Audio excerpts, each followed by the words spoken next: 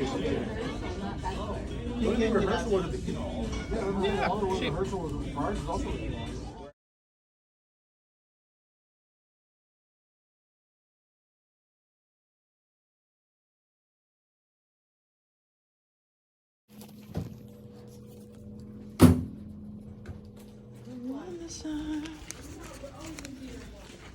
Here we go. Number 2, like Aaron's number 1.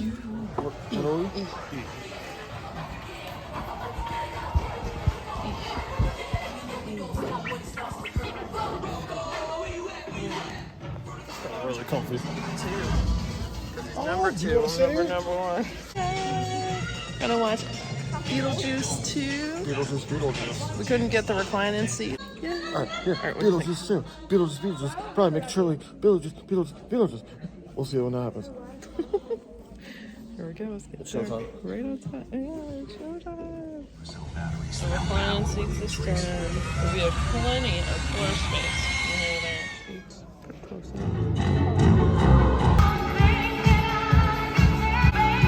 Yeah, that was bad. No. You're gonna boo it out loud? Yeah. That's how people go to movies. Alright, I'll just put it here. Beetlejuice. Fucking boo! The problem is from France.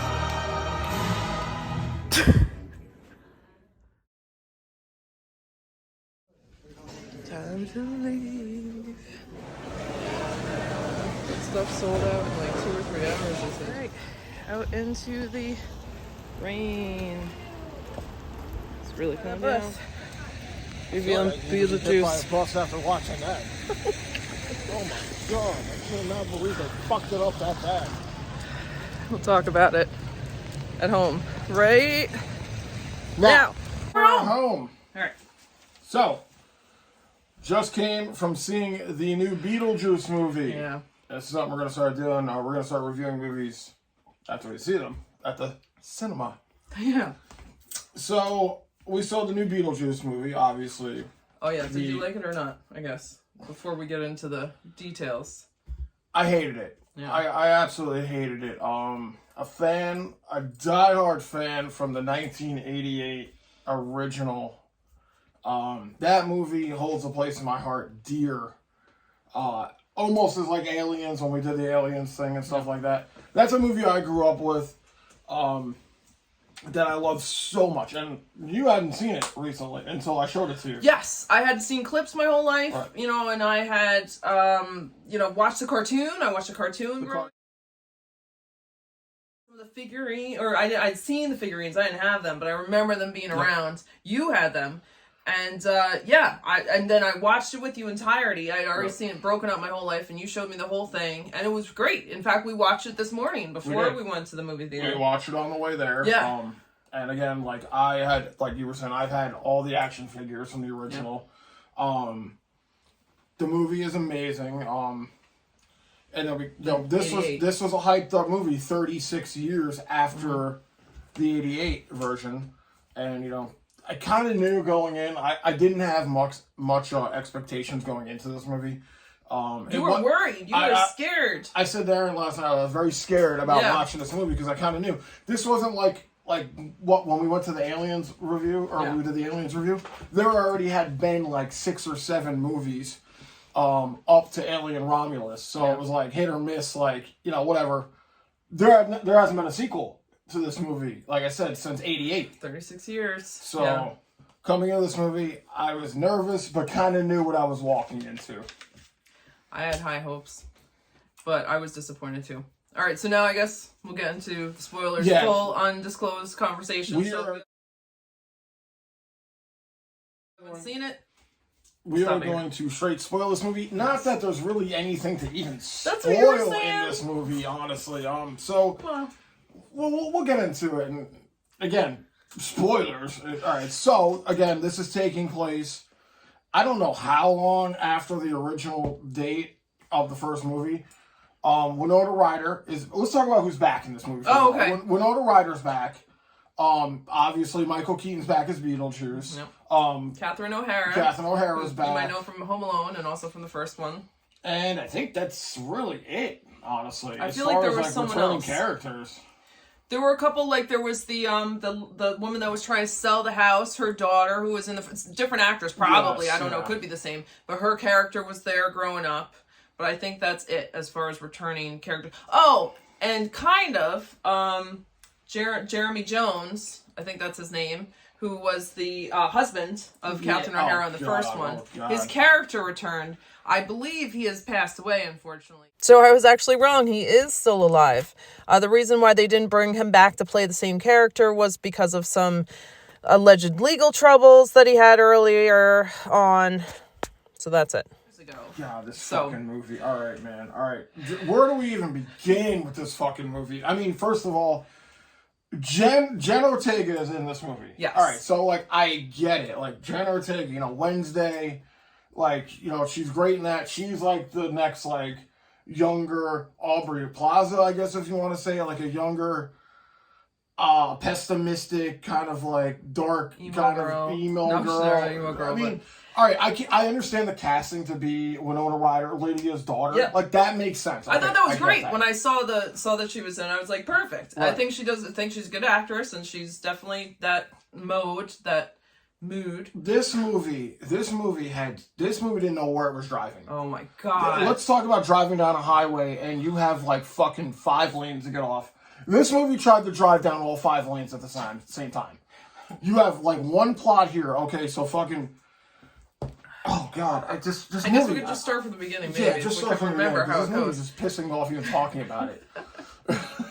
So how does it even start? Okay, so we come in. Oh, Lydia's now host of a TV show, Ghost House or whatever. She's like John Edwards, man. She's like John Edwards. She's John Edwards and like a ghost hunter person.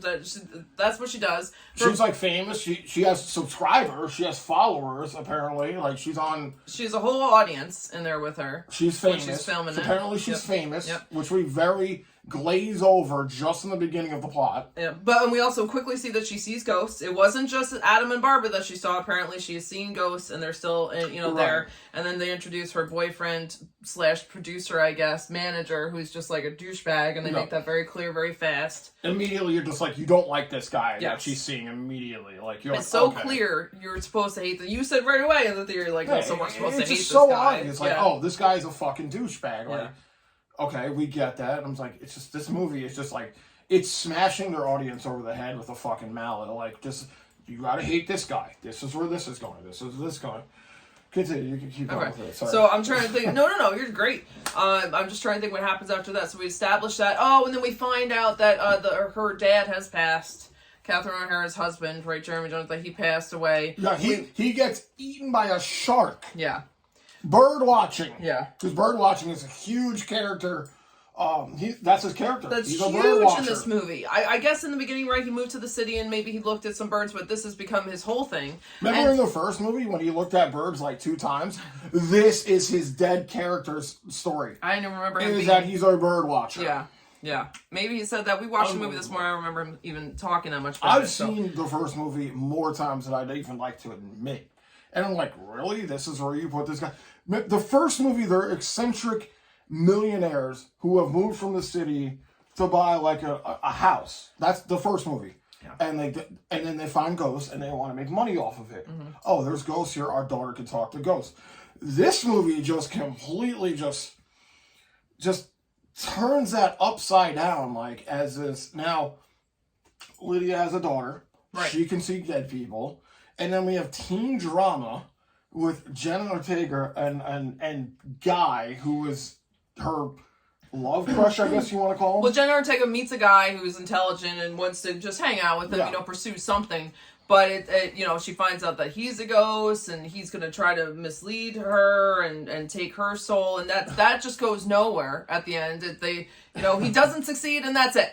Let's move on. That's it. That's one of the. That's what I'm saying. Driving down like 2 different lanes. That plot line has nothing to do with the movie. Yeah. There's another plot line that has nothing to do with the movie. Apparently, Lydia, Jen Ortega, their father has died. Right. That's the one that gets the start. Yeah.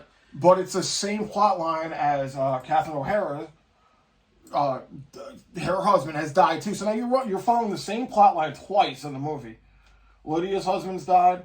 and that her mom's right, died. yes, Lydia's, the father of Jenna Ortega, Lydia's former husband, I guess. Both people have died in this movie. Well, they didn't. First, they said that it was in the Amazon or something, and they never found him. So I thought he was going to come back. So like we're saying, both those plot lines are the same plot lines. Catherine O'Hara's husband dies. Right. Winona Ryder's husband dies, and now Jenna Ortega's like, this and that, and they're both in the afterlife. Yeah. It just. This fucking movie, man, and it just doesn't make any sense. Let's talk about Michael Keaton, really, right. Because if anybody's going to see this fucking movie, it's probably because of Michael Keaton. It is Beetlejuice. It's Beetlejuice. First of all, my goodness, talk about looking bored in a goddamn movie. Michael Keaton and Winona Ryder look like they did not want to be here for this movie. Yeah. It had to be a money thing. It really did. Winona Ryder's dialogue, I don't know if it's the writing. We can get into writing. You have interesting thoughts on the writing, but let me just throw this fact out here, or this statement out here. Think about the intro meeting Beetlejuice in the first movie. All right, Alec Baldwin and Gina Davis, who are both not in this fucking movie, dig up Beetlejuice. He has an epic come out. Like he comes out of the fucking ground. He does his whole spiel with the Exorcist. I'm at the Exorcist, 160. Great reveal for Beetlejuice. Great setup, too, coming out of the model. Exactly. In this movie, Beetlejuice just turns around in a chair and is like, hey, I'm Beetlejuice. I'm Beetlejuice. There's no payoff for waiting for 36 years for this iconic character to come back on screen, and that's what you do with him. It's just a slap in the face of the audience. It's a slap in the face, honestly, to Michael Keaton, because he just probably was here for a paycheck, honestly. I really think he was. I mean, he did what he could try to do with the character. Everything about this movie just rubbed me the wrong way. But get into the writing now, because this was an interesting fact. For the Michael Keaton thing, I'd like to think that they all came back because they loved their characters and they wanted to replay the role. I don't know if something went wrong, but Michael Keaton and Winona Ryder, I don't feel like they embodied their characters. No. Even Winona Ryder, it felt like she was the wrong person to cast, which is crazy because she is the original Lydia, so she should be the right person to cast. But it just fell off with both of them. It didn't feel like that they were getting there. Mind you, Tim Burton directed this film as well as he directed the first one. Yeah, if he didn't, then it would maybe, whatever, you could understand it. There's two other people, too. Someone with the name Millar, last name, and Go, I'm guessing Gough. Anyway, I believe they were the writers on the film, but they were involved with Tim Burton. So what was the writing thing? The Wednesday. Oh, yeah. So they both worked on Wednesday. I think that's part of it. Felt kind of like that type of... That's what I'm saying. I've never seen Wednesday, but I've seen clips of it. Yeah. And you could see the fucking teen drama in this movie blend in from Wednesday into the new Beetlejuice movie. I mean, for Christ's sake, look at the first movie. There was no teen drama in that movie. It was people died in a house. Mm-hmm. Beetlejuice was like, I'm going to fucking use them to come back into the world. There was no angsty, kind of bullshit. Yeah, let's say Lydia was angsty, but she didn't have, a boy guy that she latched onto. She latched onto Gina and Baldwin because she wanted to be with them. Right. And this movie is just oh my God, man, it's just so bad. You don't need the drama in here. That's not what Beetlejuice is about. Sorry if I'm just I am offended by this fucking movie, man. And I knew it wasn't going to be good, but my goodness, teen drama in a Beetlejuice movie? Oh, God, sorry. No. So, what's the last good movie you saw a teen drama? Scream? That's about it, probably, for me. I don't know. Because that's such a hard... I mean, I guess that could be fine. It doesn't matter, but it was just thrown in there to be thrown in there, she meets a guy and she really wants to hang out with him, but she just met him. But I get it, you know what I mean? But it didn't have to be part of the storyline. It really took away from everything. Oh, yeah. There was no reason. And the guy that she's having the teen drama with has killed his family, and is now trying to use Jenna Ortega to, I don't remember her name, Astrid? Astrid. Right. Yeah, that makes sense. Astrid. That's good, Astrid. Yeah, she should have Astrid over her name for this fucking film. It's Astrid. So, he's trying to use her to come back to the real life, and then she's going to have to stay and the afterlife. It just doesn't make any sense. None of this makes sense. Everything in this movie is filler. Very briefly, when it first comes up, it's interesting because, you know, they have the connection, and he has found the book of how to, you know, be for the recently deceased. Yes. At a yard sale, he says, which I'm like, that's cool. That makes sense because, you know, one of the, who's that fashion guy from the first one? Otho, maybe he sold it or whatever, you know what I mean? Someone found it. So I'm like, that's interesting. But then we find out that he's dead and we can't even like him anymore because he murdered his family 23 years ago. So now he's way older than her too, I was thinking. He's 23 plus whatever teenage age they are. So he's like in his 40s trying to get with this 16-year-old makes out with her. They say that he murdered his family and then he went up to his treehouse and the cop tried to get him, he fell and broke his neck. So that's why he's the same age he is. No, I know, but he's been alive a lot longer, so it's messed up for him to be hooking up with a whatever age she is. He died at the age he died at, but yeah, technically. But 23 years has passed, yeah. So that's right. Even at the end, Lydia says, even at the end, Lydia says, for Beetlejuice, which I thought was a super line, it was the 600-year age difference that didn't work out or something like that. I'm like, don't say that. There's so much cringe and filler in this movie, and I fucking hate it so badly. So the multiple storylines, let's try to just maybe say them real quick. The multiple storylines is, so we've already talked about Jenna Ortega having the boyfriend who's trying to steal, we didn't summarize, he's trying to steal her life, and then it gets stopped, so that's over. Jenna Ortega's missing father, who's gone for the whole movie, and the only point is she's upset that her mom can't see his ghost. Why? Why not? We never actually find out why not. And the father shows up, and in the third act, don't even see him at all, barely even talked about it. He goes, oh, she's getting taken away to go to the afterlife, and all of a sudden the father's like, that's my daughter. And I'm like, where the fuck did this guy come from? He's working a booth. He's like a toll booth guy in the afterlife, and he just comes out of nowhere with fish hanging out of his face. So that's my daughter. Right. So he has to go save her. That's the other storyline. The fish are just there, I guess, to be entertaining, but there's no point in having him. And the Charles Dietz, bitten by the shark. Right. So that's another storyline goes nowhere. Right, he's down there walking around with his head cut off, which I do respect. Head cut off? He's like half a torso. So Charles Dietz, right, who showed a claymation scene of him in the airplane, which made no sense, and they showed him without the head cut off. So, but the whole time he's just walking around for no reason, no purpose. He's just a torso walking around like.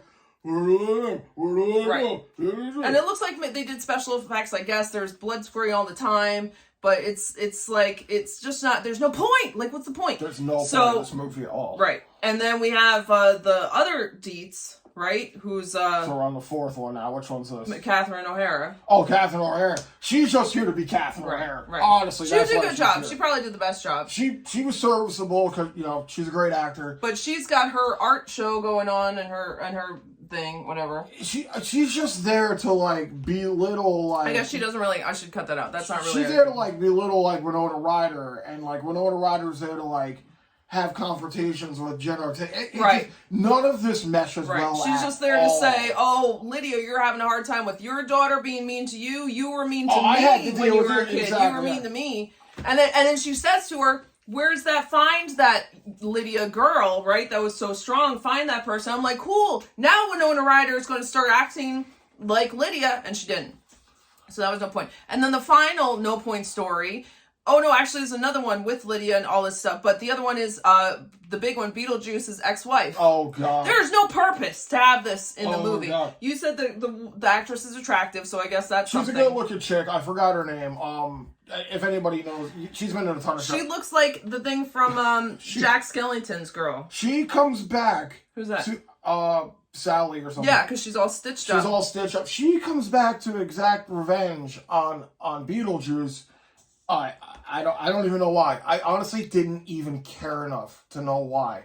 They showed it in some kind of weird like thing. Fanini, that's what it was. That's what they were trying to do. Like a Fellini movie. They did it in black and white, and it was Italian, Italian with subtitles, so it wasn't even, I don't think it was Michael Keaton's voice. It didn't sound like it.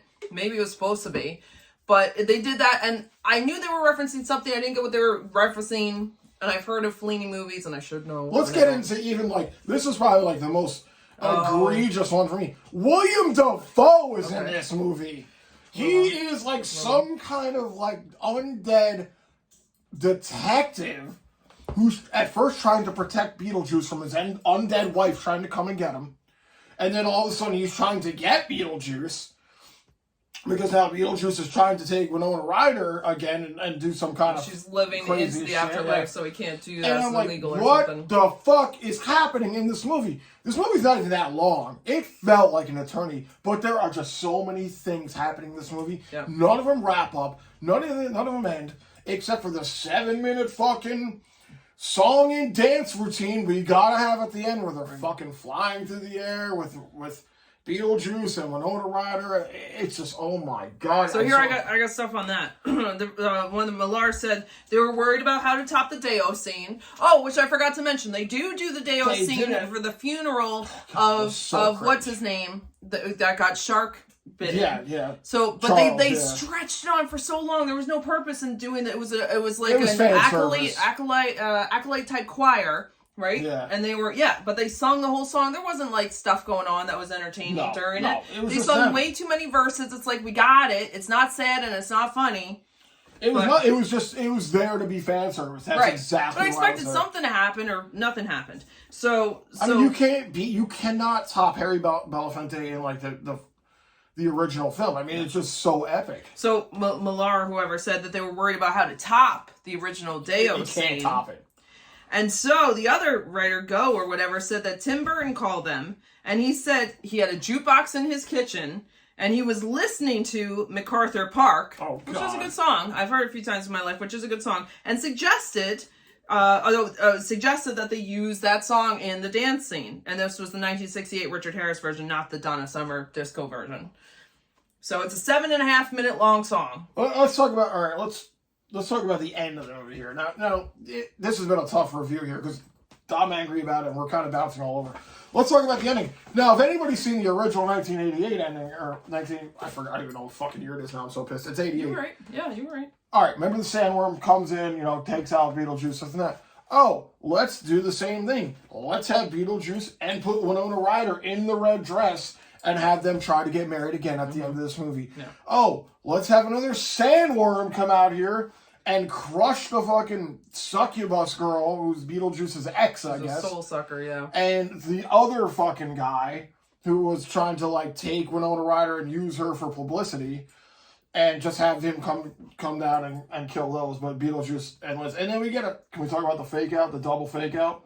Oh, the very end. Sure, yeah, with spoilers. Yeah, because, yes. Oh, dude, just fuck. Don't even watch this movie if you made it this far to even watch this review. Yeah, so we get a dream sequence of Jen Ortega having a baby. It kind of was kind of crazy the way they did too. It reminded me of Alien. She's having something crazy. She's pregnant. She's having a baby. Blood flies everywhere, and a little Beetlejuice baby pops out. And then fucking, Winona Ryder wakes up. Oh my god. And then Beetlejuice is next to her. Then she wakes up again, and she's by herself. So it's a double dream sequence where she wakes up. And then shortly after that, the movie ends, and I'm like, that's how you ended this fucking movie? Oh my god, this fucking movie. The other thing I was going to say too, what's interesting from the 98 movie was Beetlejuice was only on screen for 17 minutes. Which is crazy. You said that you showed up late in this movie, but I don't think it was because it was 25 minutes into the first movie before you showed up. So the thing about the first movie is, when Beetlejuice shows up, every time he's on screen, he's so iconic. Yeah. In this movie, I was just waiting for him to show up. And when he did show up, I was like, this isn't that fucking good, man. Like, it's not like it used to be. Like, And again, I get it. Things change a lot. I don't know. It's just, it can't hold a fucking candle to the first one. He didn't seem like he was the same type of character. I don't know what was missing, like, internally from him. It's not like the outside costume. He's a little older, he's a little heavier, whatever. But, it's just the inside didn't come out the same. So I don't know. Let's talk about the fanfare here. So apparently Beetlejuice has his own, like, now fucking established fucking business here in the afterlife. In the first one, he's a freelancer, went out, tried to prey on people. This one, he's got a bunch of the tiny head guys. Remember the tiny head guy in the first one? No, now he's just got a whole crew of them. Never explained. Again, it's fan service. But it's never explained why he has a bunch of tiny head guys in the same fucking brown trench coat Were all these guys like shrunken by the guy at the end of the first one? Well, you know, I thought maybe the main guy, right, they were his friends. You know, maybe they all were in life together, right, and all their heads got shrunk together, and he's like, hey, I got a job. But, you know, that was fine, because it was so little, and it didn't, like, it wasn't too heavy on the story. It was just like a little thing that was fine. And it just shows that Beetlejuice is established enough now, where he has a business where he needs people answering the phones and stuff like that. So I thought good for that. I thought that didn't matter, that was fine. No, it doesn't. The rest of it just like went on for so long. The other thing I was going to say was that I think everybody, and I could be wrong, and I have to choose my words on this, right? Beetlejuice was a civil servant agent because in the first one, because he worked for Juno, right? And anyone that does civil service in that world had to like have chosen to unalive themselves, right? So that was established in that. But in this movie, it's revealed that the woman poisoned him, his ex-wife. Oh, yes, yeah. So he didn't. So why did he have the civil service job? So it just kind of falls through a point that maybe I misunderstood, but I've seen it in many discussions of Beetlejuice. Oh, speaking of women, and you don't even have to put this in the final cut here because we're not live. This movie makes men to look like idiots in this movie. It's all about the female empowerment in this movie. You have Winona Ryder, Jenna Ortega, Catherine O'Hara here. Every other male is an idiot. You know, even Beetlejuice, like, he's kind of a fucking idiot in this movie. He was like the cunning guy in the first movie who was going to figure out how to get something going. And then this one, he's just going, I don't know, he's just walking a path, I feel like, because he has to. The thing about that is, it's not just in your head. I kind of didn't think about it until the very end, where we have, like, all the women from Beetlejuice, and the, like, because there's the grandma, the mom, and the daughter, and, you know, whatever, that's fine, but it just felt like forced. Something felt, you know, artificially about it when I saw it, and then in reading with the I didn't write this one down, but the writers were discussing that at the end of the film, having the 3 generations of women who had all been mistreated, Lydia by Beetlejuice and by her boyfriend, whatever, right. I don't remember, the Jenna by the other boyfriend, and they didn't talk about Catherine O'Hara, but they said that. I'm like, so that, I don't like that. I love powerful women like Sigourney Weaver in Aliens, like Sarah Connor, right? We were just talking about someone else. Gina Davis in the first movie. Like, I know that doesn't quite count, but she saved the day, right? She does. But it was not forced at all. It feels to me like I want women to like be able to spike a ball over the volleyball net, right, and kill it. And when you do things like that, it feels like you pulled the net down. We got you, sweetie. We'll pull this down for you and hand you something. And I don't like that. I want like them to be strong because they're strong, not because the writers are like, well, we gotta do. This was just, you know, regardless if that was their idea or not, it was noticeable to me. But that's what they said. I mean, it's not just you. The writers did say. It was noticeable to you, too, yeah, it was. as a woman. So, like, I don't care about, like, what, you know, things being like that. I'm all about that. That's fine. But the way you write the characters needs to make sense to what's going on in the movie. And this did not make any sense. And again, that's a tough thing to say when you have a plot like Beetlejuice. Like, it's hard to make sense of that. Go back and watch the first movie. It makes sense in a weird fucking way because everything fits the narrative of what's happening. This movie, they just, it feels like they took a big fucking pile of shit and threw it out the wall and saw what would stick. Just because they had the source material from the first movie to work with. And again, this should have been 5 out of 5 movie here because you had that material to work with. You know, it's not that hard. I don't know what the fuck they were thinking with this movie. I really don't. You had a lot of actors returning. You had Tim Burton returning. You had, so these writers that I was talking about, they did Wednesday, and they also did Spider-Man 2. Oh, what'd they say? I wish I had written that down. They said, you know, we've done sequels before, and it's very important to come up with the reason why the purpose is for the sequel. Not just that it's like a cash grab type thing. There has to be feeling and heart behind it. But I don't think they accomplished that. No, they said that, but they definitely did the opposite of that. It made no sense. They should have cut out all the storylines. Didn't need an ex-wife for Beetlejuice. Didn't need the boyfriend for Jenna Ortega. Should have been Beetlejuice coming to Jenna Ortega saying, I'll swap lives with you or whatever, getting her down there. Right. Then maybe she runs into her dad or whatever. But, you know, and then Winona Ryder has to come and save her from Beetlejuice. Boom, we've got a condensed story with not a lot of loose ends. There was also the Soul Train, too, which was cute. But that was just, like, dragging on. Like, we don't need this either. They showed it, like, 3 times. Yeah. All right, well, obviously we're not is there any positives we can take away from this movie? Danny Elfman. Danny Elfman returns here with his classic hit. Yep. In the beginning, I started tearing up hearing it. They did the panning across the model in the beginning with the beginning credits with the iconic Danny Elfman music. And I was like, here we go. I'm ready for this. And it wasn't shortly after that where I was like, this is going to descend into shit.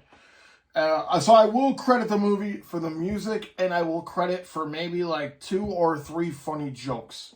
Yeah, I think the things were good when Jenna Ortega left the funeral thing or whatever, and she was driving her bike. It was cool to see the town again, to get glimpses of the town and how it had progressed and whatever. It was cool when the boyfriend of Winona Ryder. What? The cinematography was great in the film. Like, everything looked and was shot well. Yes, that was good. But it's just, I mean, besides the music and that and the few couple of jokes, like... There was the Winona Ryder thing where the boyfriend said to her, right, she was like, don't say Beetlejuice. And he goes, I'm going to do this for your best. Beetlejuice. Yeah, that was cool. I like that because it got her right into it. The introduction to Beetlejuice was kind of cool, like when they said his name. And you like the guts spilling out. The gut scene, which is in the fucking trailer, is kind of cool. Some of the effects were good, too. Actually, I think the effects were good. They stuck to more practical than CGI effects in this. But just overall, the film was just not good. And that's our... Really, I don't even want to talk about this anymore. It's a lot of potential wasted. Yeah. I would say... we've been talking about this for 21 minutes. More than that, that's because there's a couple cuts. Yeah. If stick to the first one. If you're interested to see this one, watch it. Say that you watched it. But I'm telling you right now, this is, to me, if I was going to go 1 out of 10, obviously I'd put the first one. The first one was a 9 out of 10 for me. After watching this one, the first one now is a 10 out of 10. I'd have to put this one at a fucking measly, like, 4 out of 10. 4 out of 10. Only 4 out of 10 because the actors came back. If they didn't come back, this would be like a 2 for me. It was that bad. I would be around a 2 or a 3 because even though some of the actors did come back, they didn't deliver. I don't know whose fault it was, but they didn't deliver their characters like they should have. And they are professional, good actors. I really think it's the writing. It was the writing and the screenplay. Yeah. It's so easy to make this film happen, and they decided to go a different way. Mm-hmm. And that's it. I'm sorry this took so long, and fucking, if you watch this movie, don't say we didn't warn you. Just watch the first one. That's it. Yeah. Peace out, guys.